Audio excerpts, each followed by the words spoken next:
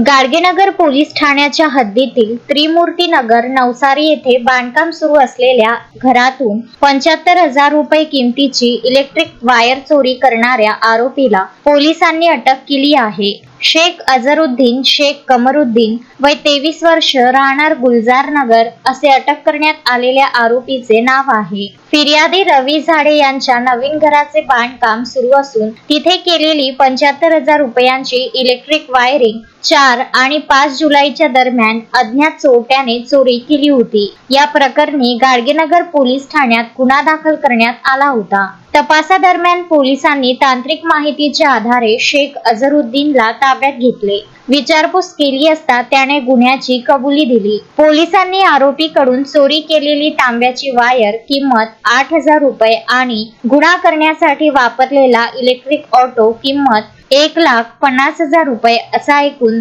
1,58,000 रुपयांचा मुद्देमाल जप्त केला आहे। ही कारवाई पोलीस आयुक्त राकेश ओला, उपायुक्त श्याम घुगे, सहाय्यक पोलीस आयुक्त निलेश ब्राह्मणे, पोलीस निरीक्षक गोरखनाथ जाधव आणि त्यांच्या पथकाने यशस्वीरित्या पार पाडली। शोएब खान, विदर्भ न्यूज, अमरावती।